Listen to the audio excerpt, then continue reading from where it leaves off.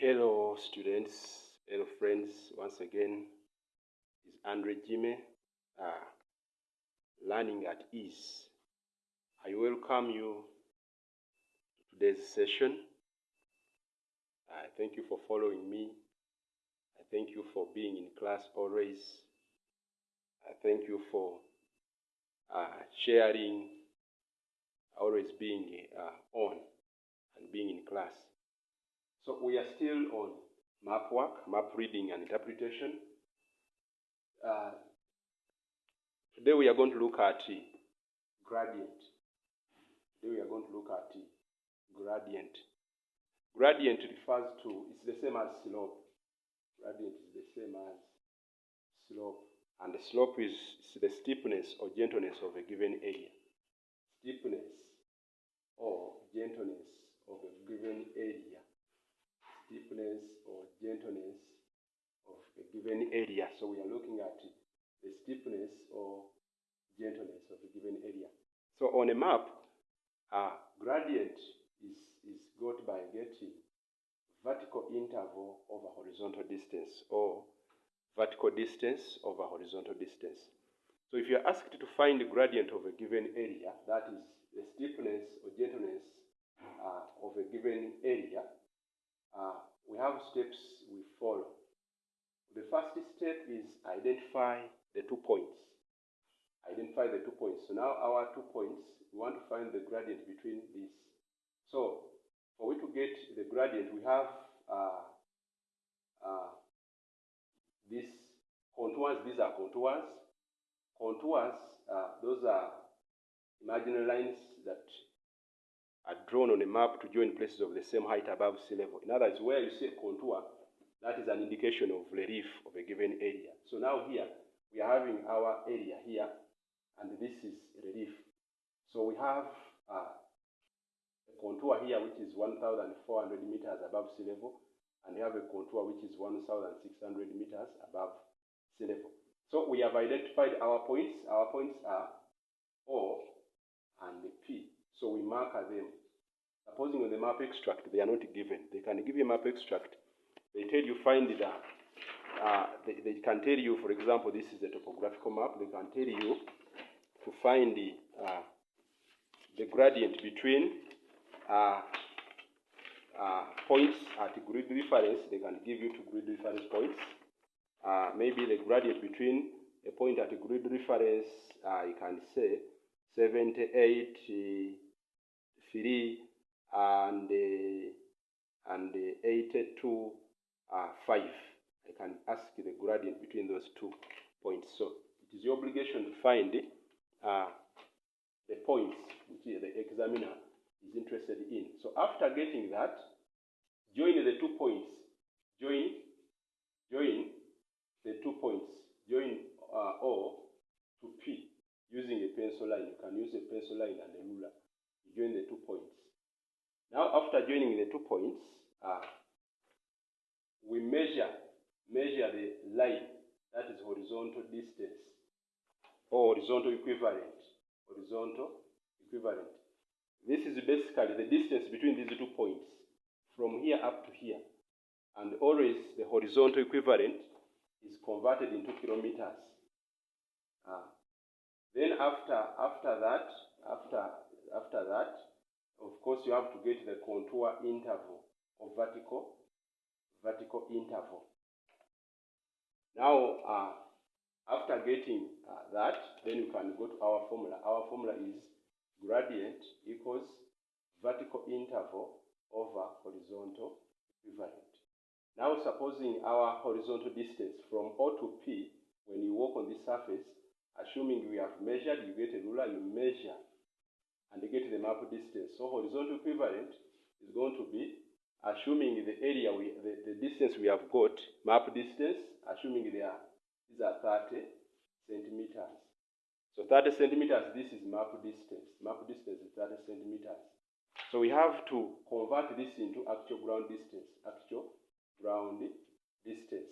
Supposing our scale here is 1 centimeter representing 50,000 centimeters, and a grid box the side of the grid box is 2 centimeters. Most of the maps we have, the grid box is 2 centimeters.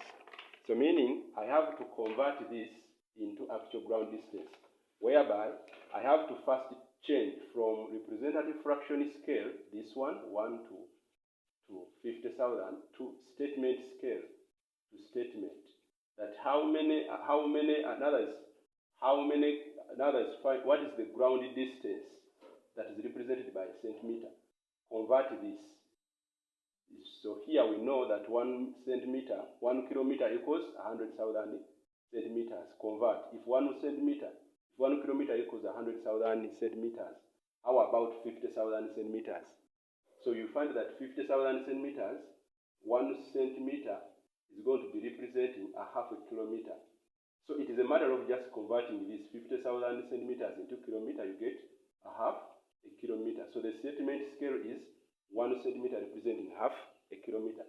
If this is the case, that means if I have 30 centimeters, what is this on actual ground? It is going to be 30 times a half a kilometer, because where there is a centimeter, this is 1 centimeter. I put there half a kilometer. So this one is going to be 15 kilometers. So our horizontal distance from P to O, from O to P is 15 kilometers. So now from there we have to go and check the vertical interval. Vertical interval, this is the difference between two closest contours. Now from here, what is the height? From here up to here, what is the difference in height? And from here up to here, what is the difference in height? Now here, the two closest contours, this one, the closest would be this, but it's not numbered. So if it's not numbered, we have to calculate and find what is being left in between. So the interval must be uniform. If this interval is x, and this interval is also x. So from here, this one is not known. But from here up to here, we know the interval is x, and here the interval is x. But when I get this plus this plus this, I get this. When I get this, when I add the interval, I get the next contour. The next contour, I add the uniform interval, I get the next contour. So that means if I have 1,400, I'm going to add there x, that is the interval, to get this one. Then what I get there, I add there x. Then I'll get 1,600 meters above sea level. So now this one is going to be 2x equaling to 1,600 minus 1,400. I'll get 2x. Here I'll get, when I subtract, I'll remain with the 200. Divide by 2, divide by 2. I'll have my x as 100 meters, meaning the contour interval is 100 meters. But sometimes the contour interval is written here in the key. It is written in red, VI. Now for this map, Sikonge, the vertical interval is 20 meters. But now for basing on this example, the interval is 100, meaning from here up to here is 100. This is 100, this is 100. So here, that means this contour, which is not numbered, is 1,500. Then when I add 100, we get 1,600, the next contour. So when we reach there, business is going to be done. Now we have the contour interval and we have the horizontal equivalent. So our gradient, the slope, is going to be vertical interval, which is 100 meters, over horizontal equivalent, which is 15 kilometers. But gradient should not have units, meaning we are supposed to convert to the smallest unit. So we are supposed to convert 15 kilometers into meters. And this one, we know how to do it. We know that 1 kilometer is equivalent to 1,000 meters. If that is the case, how about 15 kilometers? They will be equivalent to, can say x, cross multiply, then we shall get here,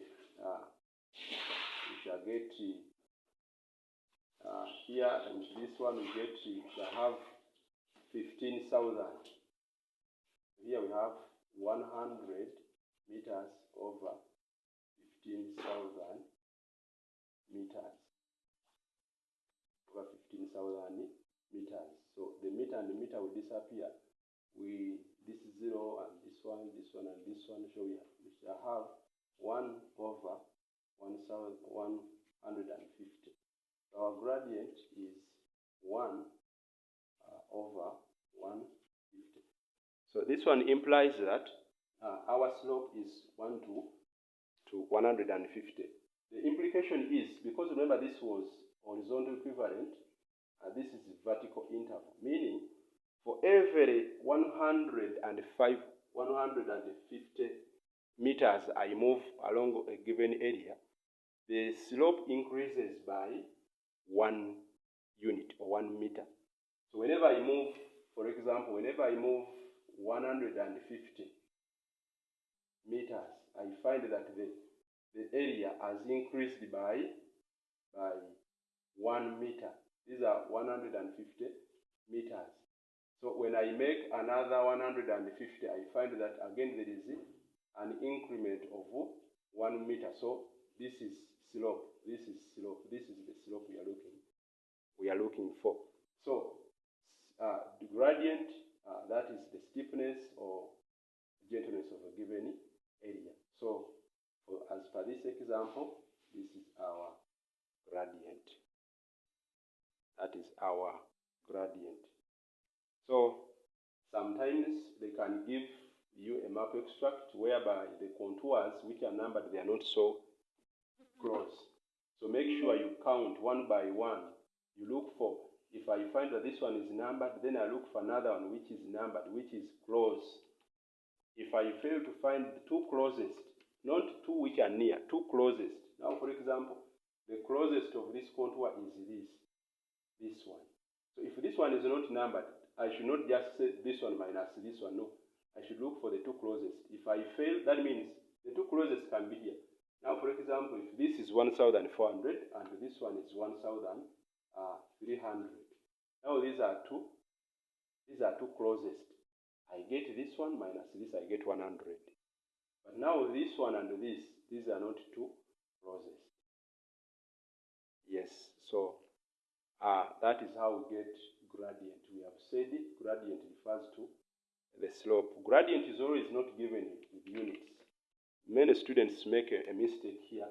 They leave it here like this, 100 meters over 15 kilometers. And this is wrong. Make sure you remove this, because how do you measure the slope? And which units are you using to measure the slope? So leave it without the units. So in today's lesson, we have studied the gradient, and that is how we get gradient. The steps to have a simple review, we have said that if you are asked the gradient, first identify the areas where they want you to find the gradient. Then, after noting those two areas, join them using a pencil line. Then, measure the distance, map distance between those 2 points. That distance is, if at all you are walking on the ground, that is the distance. Then, after measuring the distance, get the map distance, convert it into actual ground, because we want actual ground. Then, look for the contour interval. If it is not given, we have seen how we can get it. But if you fail to find it here, then look for the difference between two closest contours. From there, you can go on with the calculations as we have seen, and your answer should not be left in Unit C. I thank you for following me. Continue subscribing on Facebook, like the Facebook page. It is Learning at Ease. On YouTube, it is still the same name, Learning at Ease. You can subscribe to my YouTube. You can go to Instagram. It is Dagirida Andrew Jime. On Facebook, it is still the same, Dagirida Andrew Jime. So you can continue following and tagging in people. Share with friends about geography. As I'm winding up, as I told you, I tried to make books out of this, and is this one, map reading, understanding map reading and photograph interpretation, and there is this one of survey. Thank you. Bye.